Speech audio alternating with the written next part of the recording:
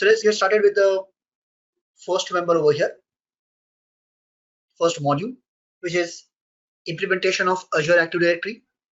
And as part of this module, what we're going to discuss about is significance of Azure Active Directory, right? Custom domains, your identity protection, and finally, conditional access. Now, one of the advantages which I have is I also do trainings for AZ 104, 204, AZ 500, which is Azure Security. So most of these modules that we have over here overlaps with some of the existing components. So somebody who has worked with these modules may find these are overlapping modules to 104 or 204, but I would recommend we still do those implementations and go ahead with this. Practice more and more and take it as an independent entity. Okay. So as part of this module, the first one, we'll take a quick look into overview of Azure Active Directory, right? And some aspects of how do you manage this complete identity and identity solutions over here. Okay. So in terms of creation of users, groups, you're making sure how do you protect this environment using identity protection mechanism, conditional access, looking at some of the advanced aspects of multi-factor authentication for fraud alerts. Okay. So let's first get into Azure Active Directory. Now, before we begin our conversation over here, as far as Azure Active Directory is concerned, this is one of the services which is available on Azure platform, right? For accessing this, you need not have an Azure subscription. You can directly access these services, even if you have your Office 365 account or Microsoft Intune, or if you're using any such resources. Even in that context, there also you can make use of Azure Active Directory, because Azure Active Directory forms a foundation for storing or creation of any kind of identities that you have. Earlier, what we had was Active Directory as part of your Microsoft environment that we have, right? On-premises environment. People who have been working with Microsoft workloads, they will definitely be aware about Active Directory, though we don't get a luxury of provisioning this very often, because in the initial phases itself, it has been configured and configured by our admin team, and we just keep getting connected to it on a daily basis. Whereas once it comes to new workloads that you create and people who have been part of that environment creation, they would be actively involved in creating them. As far as developers are concerned, developers would be definitely connecting to this by using their code for OAuth tokens, SAML tokens, right? Kerberos-based tokens. So there will be more programmatic approach towards it, right? As far as Active Directory is concerned, there are number of components over here, which is directory services, right? Then you have Active Directory Federation services,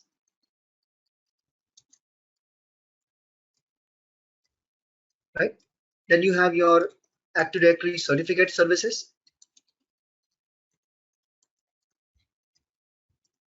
and you have your rights management services,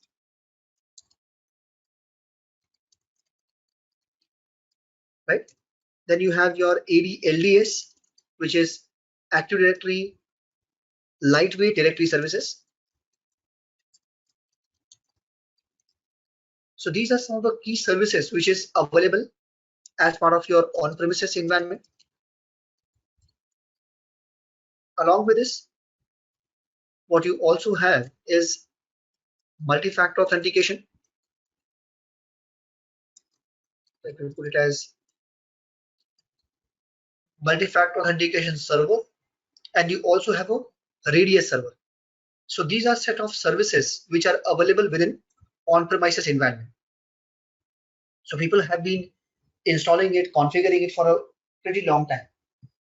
Now what they want to do is they want to make it even better. And rather than asking the local infrastructure team or on-premises team to implement all these things, what if we can publish it as a service and make it available to different set of users? And that is what is called as Azure Active Directory. Okay. Is Azure Active Directory a replica of all these things, or does it contain all these features? Not necessary. So all aspects which is relevant for cloud environment or cloud-based identity services, all of these things are part of your Azure Active Directory. Okay. Just before I forget it,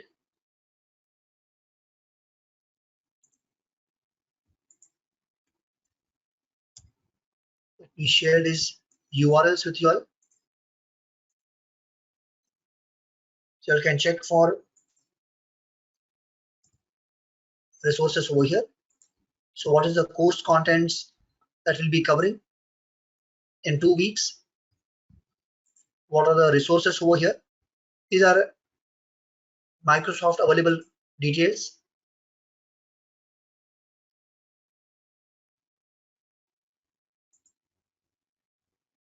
People who are new to Azure or don't have too much of experience, right?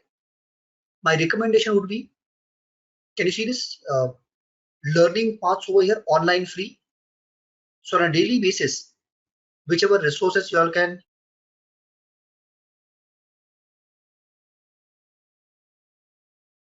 whichever resources you want, you can cover. Right? So there are respective learning paths over here for people who are from a developer background, Java, .NET, doesn't matter. I would recommend please go through each of these members on a daily basis, depending upon whichever modules we are covering. So you'll have respective learning paths over here. And again, like I said, 2 hours within the session and after the session around 2 hours. So that 2 hours you all can revise whatever we have done, and also you all can start reading up on each of these areas. Right? You all can start reading up on each of the resources being given. It's really a great information.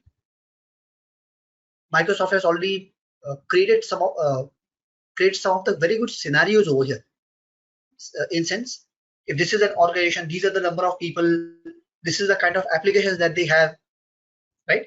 So this also helps you for the exam, because even in the exam you have a lot of scenario based questions, and all of these are overlapping or coming from these reading materials.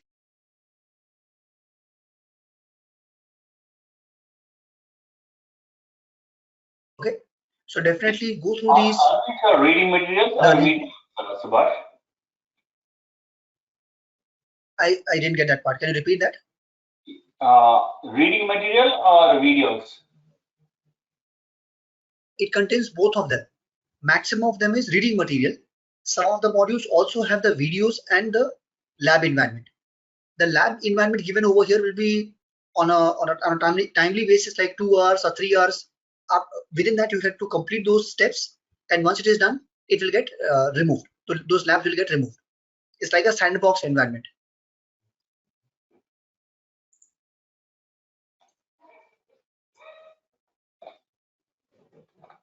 Are you getting it? Yeah. So I understand the sandbox. Once you're done, it get deleted. So my question is that Yes. these the architect network infrastructure in Azure, so that Correct. all modules. So you can you open that part? Okay.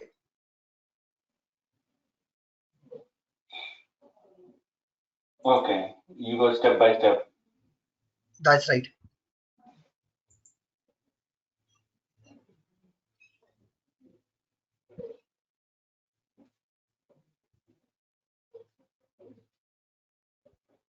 Okay. Okay. Okay. Thanks. No problem. So people who are from developer background, I would definitely recommend please read through this, because there are a lot of questions in the exam which are from networking perspective, right? Even if you don't have great amount of hands-on experience, right?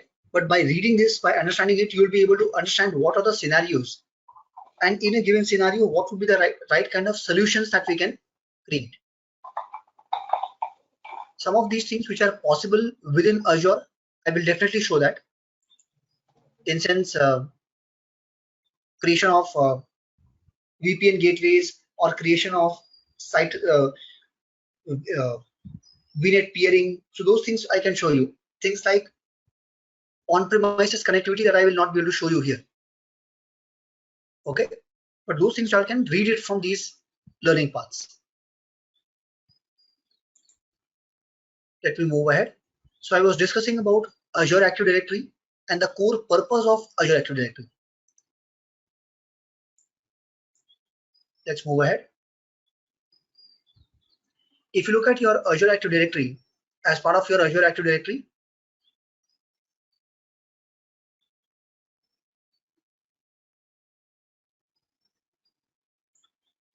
if you look at the resources over here, so on one side, you have your Windows Server Active Directory, which I was talking about, with the 5 components: ADDS, ADCS, ADLDS, ADRMS, and ADFS. There could be other other directories as well, which will help you store the information or work with those resources. So this is something which is existing within your on-premises environment. On other side, and obviously along with this Azure Active Directory, along with your Active Directory, you have number of other applications or other uh, exhaustive workloads like SQL Server, your SharePoint environment, your BizTalk, Exchange Server, correct? So every major workload that you see within Microsoft environment, all of them have deep interactivity or deep connectivity with your Windows Server. On other side that you see is lot of SaaS solutions, right? Every day developers are going ahead creating new kind of applications, new kind of resources for mobile applications targeting a specific business domain, right? And all these applications are getting hosted onto cloud or some other environment. Now the question over here is, when I have these applications created, when I have these resources created, and I want it to be used by millions of users, right? How do I work with it? Meanwhile, I also want to ensure that whatever services I'm creating, whatever resources I'm creating, that should be accessible to millions of people. How will that happen? Okay. Now, while I'm targeted towards millions of users, I would also want to have users who are registered to my environment, registered to my platform. Okay. How does that happen? So one way is I can create a database behind the scene, or where I can store all the registered users, right? I can work with them. That's one approach.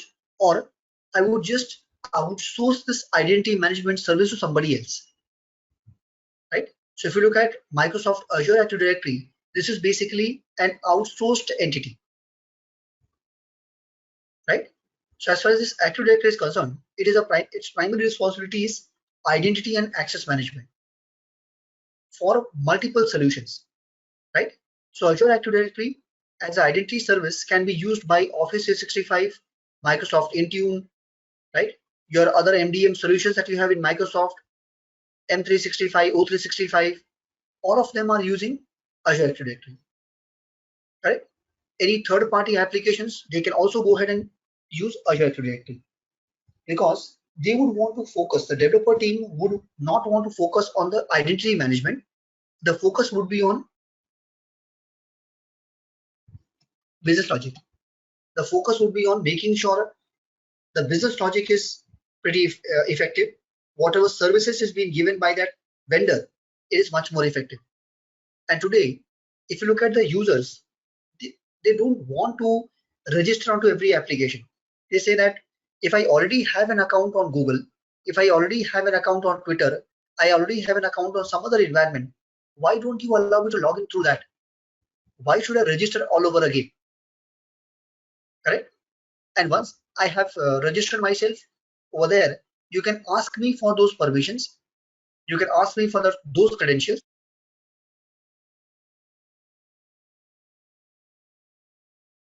and allow me accessing resources over here. Okay. Apart from this, self-service password reset, self-service addition of devices, right? Simplifying connectivity or synchronization between on-premises environment, having a single sign-on between number of applications. This is what users are asking for in terms of simplicity, in terms of effectiveness of using those resources over here. And that is what is being given to you by Azure Active Directory. Okay. So first thing that you'll see is it's a multi-tenant cloud-based directory and identity management service.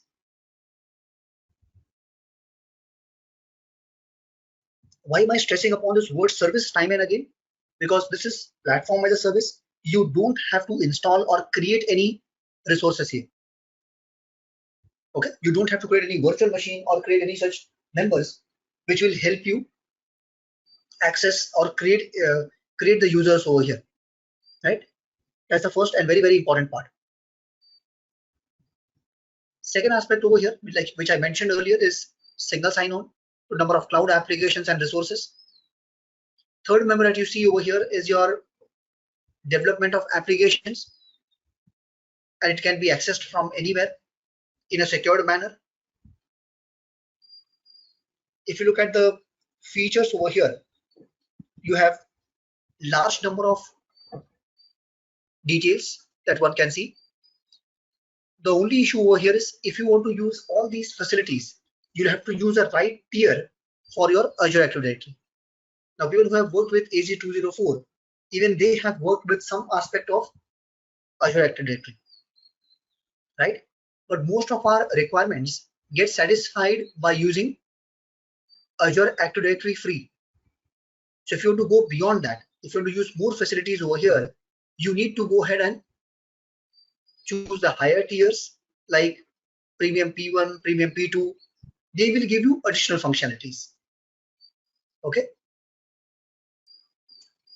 Let's go to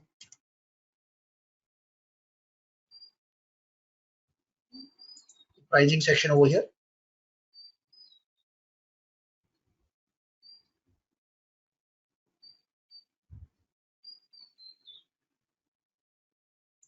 Let me look at the identity service here, Azure Active Directory. Here, you'll be able to see all the tiers, their respective pricing, and set of feature list. I'll keep putting these links on the chat window. My recommendation to all of you all would be copy this, put it onto OneNote or whichever single location you want for these members, so you can refer it in future. Okay. So if you look at your services over here or details of each of these tiers, whether it is free tier, premium P1, premium P2, the amount of features over here are identity access management for Office 365 apps. So if you look at password protection, group access management, self-service password reset, on-premises write back, your requirements in terms of hybrid identities, creation of dynamic groups, conditional access, all these. So if you look at privileged identity management, your conditional access policies, all these basically are part of your premium features.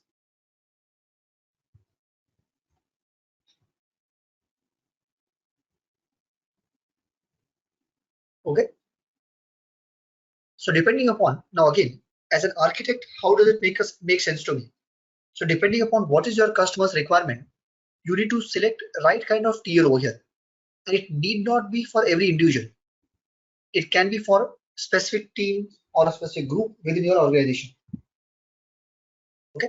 So I hope this makes sense for us. Let me proceed further. So if you look at the core entities within Azure Active Directory, you have your identity over here. How are you going to connect to that resource? Now, when I say a resource over here, every element that you see within Azure will be a resource. Whether you are looking at management groups, whether you are looking at public IP addresses, whether you are looking at web application or app service plan, each of these are your resources over here. Okay. Before we connect to any of these resources, you need to be an authenticated user. Right. Now, when I say authenticated user, the user over here could be your application as well. Right. So therefore, there is something called a service principal over here. So using service principal, you'll be connecting to your resources within Azure platform. Next member that you have is your account that you are creating, the user accounts. Then you have your Azure AD account through which you would have created your Azure Active Directory. Right. Now, by now everybody would be clear that Azure AD is not part of the Azure environment. Okay. Azure AD is an independent service given by Microsoft. It is not part of your Azure environment. When I say Azure environment, Azure gives you something called as infrastructure as a service and platform as a service. It gives you two sets of services. As far as Azure Active Directory is concerned, this is an independent service which can be used with Azure environment. It can be used with other members as well. Just to help you all understand it better, let me go to azure.com once again. And this time, let me take you to the marketing aspects over here.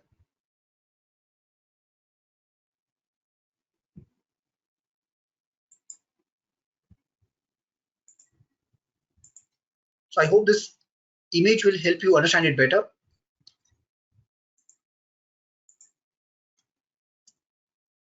So if you see this image, this is what I was talking about. So Azure Active Directory is an independent service which behaves as identity management service for Azure as well. So when I say Azure, here I'm referring to infrastructure as a service and platform as a service. Whereas if you look at software as a service, this is also an identity solution for Office 365. It can behave as identity solutions for Google Apps, SAP, Canvas apps, right? Third-party apps, Workplace, Dropbox, and a lot of third-party custom applications that developers create. So what simply you have to say is, I will register my application on Azure Active Directory. Whatever users are connecting, that user information will be within Azure Active Directory. So any kind of registration or anything which has to be done, all that user management will be taken care by Azure Active Directory. Okay.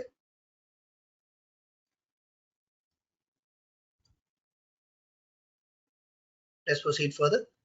So if somebody has already created a free trial account or you all are going to do that, that will be your Azure AD account. And your Azure AD account, you should make sure,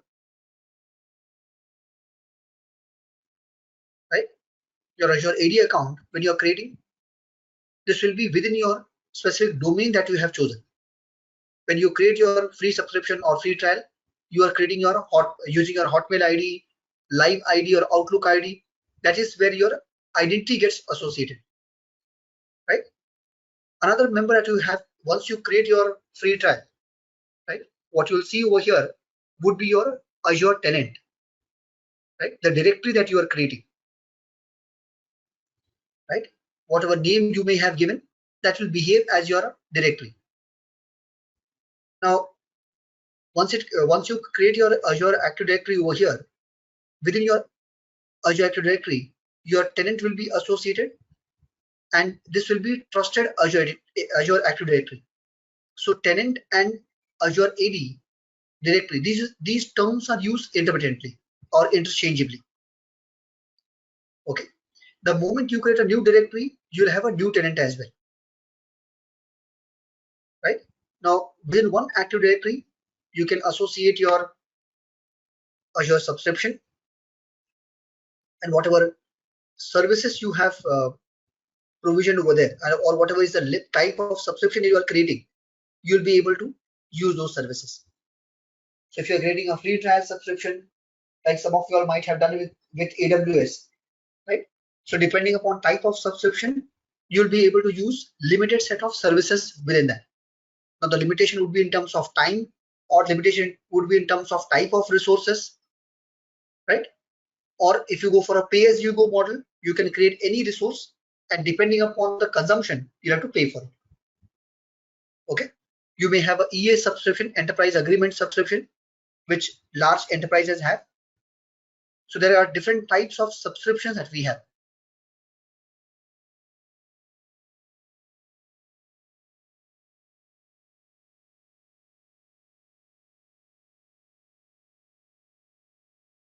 Before I proceed further,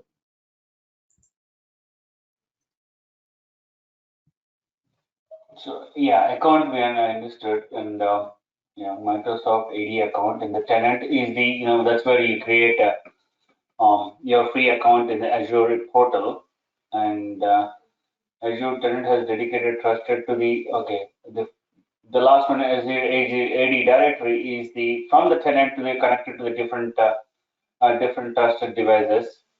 Then right? and used to pay for Azure cloud services. Basically, the subscription is like you're going to pay for all your microservices and other services. Correct. Pay as you go. Um, okay. I mean, you're going to create all your resources there. You pay for the That's resource. correct. Okay. Unless you have a subscription, you will not be able to create any resource over here. Yeah.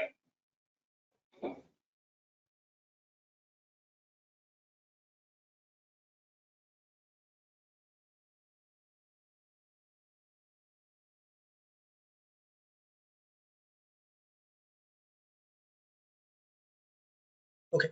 So here I was discussing about Azure Active Directory. So if you look at your Azure Active Directory, right? So the moment you create your free trial account, you'll get a license over here. You'll get a tenant ID.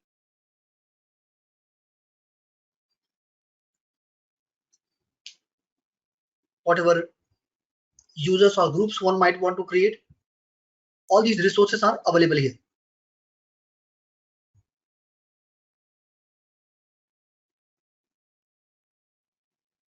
So even right now, before I proceed further, how many of you have a Azure subscription?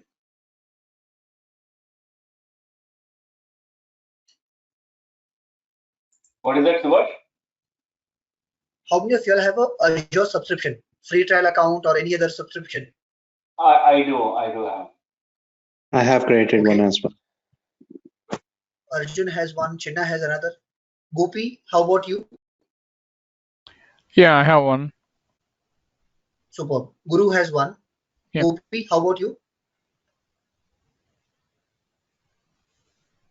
I don't have it. Okay, so you'll have to create a free trial account. Sure. And using that free trial account, you will get a subscription. Sure. Okay. Now, why I'm insisting on having a free trial account or a subscription is, without that, you will not be able to do a hands-on. So please make sure you have your own subscription using free trial or any other mechanism that you would want.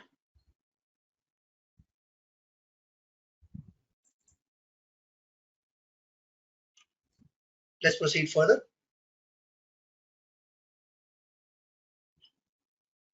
So let's go to the next one over here, which is Azure AD join. So along with your users that we create, we can also register our devices over here. Okay, so we can do a Azure AD join to your Windows 10 machine or any such devices that you have. So using MDM options or Microsoft Intune solutions, you can register your devices over here, right? So when you have registered your device, what you will do is you can get features of single sign-on. You can get features of latest resources of Windows 10, which is Windows Hello. You'll be able to access all the applications over here, and all these applications are working on single sign-on and they are compliant for roaming. That's an advantage that we get with Azure AD Join. Even management of resources becomes much more easier once you have added your resources. So pushing any kind of patches is concerned, or any kind of system upgrades are concerned, all these things will become easier once you have registered your device over here.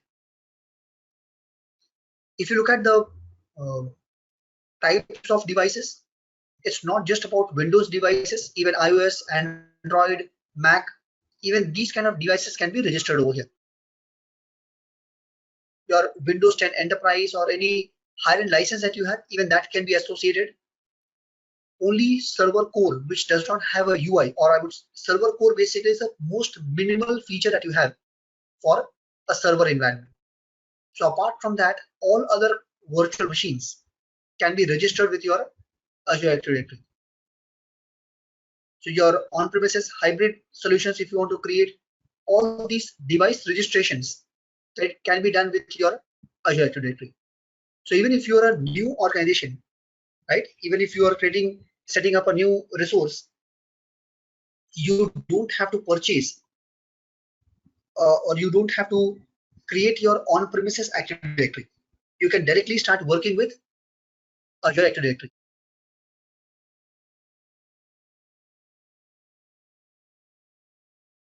Even if you have your existing Active Directory, existing on-premises Active Directory, you can do a hybrid setup over here for your resources. So some of these features, I don't have to repeat myself. I have already mentioned this within the services, right? In the pricing tier, what are the services available? And depending upon what is the feature that you want to explore, you can use this. Quick question, Subhash. When will we be able to access this recordings? Can we access right away? We just want to go over. Yes, you can. We can access the recordings right away, correct? Yes. Okay. Yeah. Just in case, like if we have to brush up. No problem. So if you look at your device registrations, you can extend your on-premises Active Directory to cloud using Azure AD Connect. We can protect the sensitive information and applications. So before user gets access to any of the contents, the user has to make sure they go and register their device over here, right? And by doing that, they'll be able to perform relevant actions. So if you see the features over here on right hand side, your Azure AD Connect, which is a service, which is a synchronization service from your on-premises to Azure platform, right? Your B2B collaboration, any kind of conditional access that one would want to implement. In terms of your Azure AD Connect, how many users have been synchronized correctly? If there are any issues in terms of synchronization, any AD properties that have not been synchronized, right? So those things you can check as part of your Connect Health. In terms of multi-factor authentication, I'll come to that separately. And you must have been seeing OTP-based authentication or phone-based authentication. All these are part of your multi-factor authentication, right? Similar to your Active Directory domain services, you also have Azure Active Directory domain services, right? It does not give you all the required features, but it provides simplicity in terms of working with your working with specialized workloads like SharePoint, SQL Server. So those servers, what you can do is you can associate them with Azure Active Directory domain services. Okay, so you can also use something called as Authenticator app over here. So there are quite a few features that you have as part of your Azure Active Directory.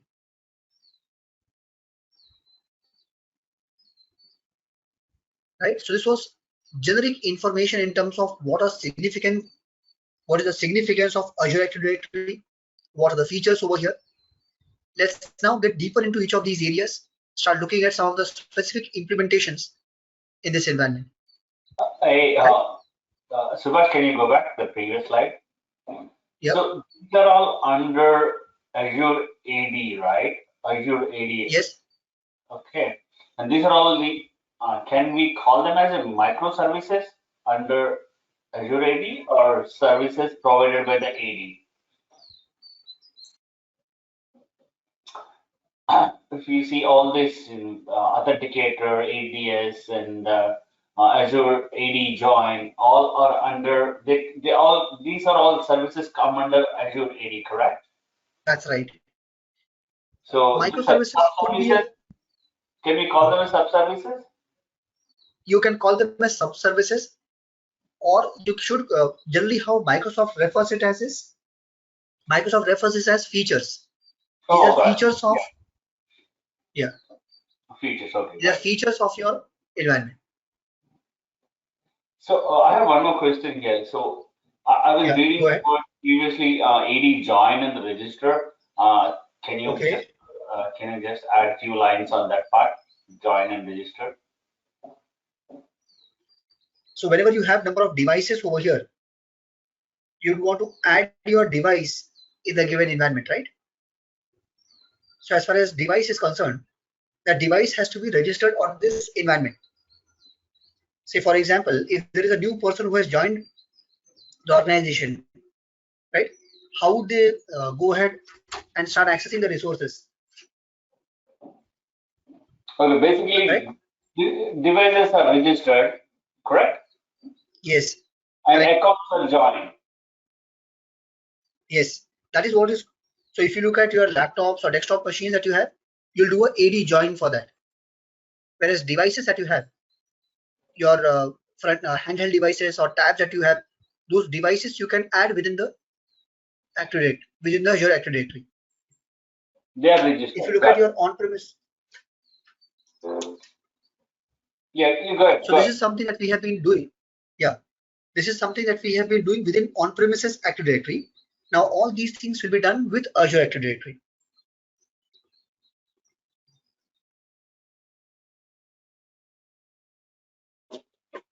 Subhash, I have a question.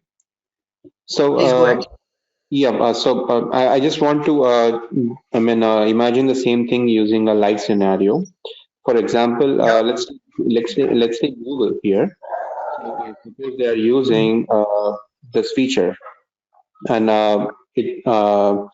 so using these services of Azure AD, they use all the AD join and everything, and they try to create. So whoever the developers who are on or architect who is on Google's team, they do this, right? It's not like they request the Azure AD, or like Azure people or anything like that. It's they personally create all these things. Uh, how to explain this? I Okay. know the may be dumb, So but once I it comes to don't uh, understand. once it comes to your applications have to be registered on that directory. Say for example, your services may be running on Google environment, but Mm-hmm. their identity management will be done by Azure Active Directory, which means that Google application has to be registered on Azure Active Directory. Okay. The compute environment will be Mm-hmm. Google GCP environment, but that identity and access management will be taken care by Azure Active Directory. Even vice versa is true. So your application may be hosted on the Azure platform, but its identity can be taken care by Azure. So if you go and register your web application, right, there you have an option whether how do you want to authenticate this user. So you want to use Google authentication, you want to use Facebook authentication, you want to use Microsoft account over here. That authentication mechanism you have to mention. Like we use Google for other applications. Google. That's right. Same way. So when you Got it. launch that application, launch the website, it says, tell me how do you want to authenticate it, or who's the authentication service provider, or who is the identity service provider. So identity service provider is in this context is Azure Active Directory. Like you can use your Google account to connect to Dropbox. Yes, that's right. Right. Got it. Thank you. Okay.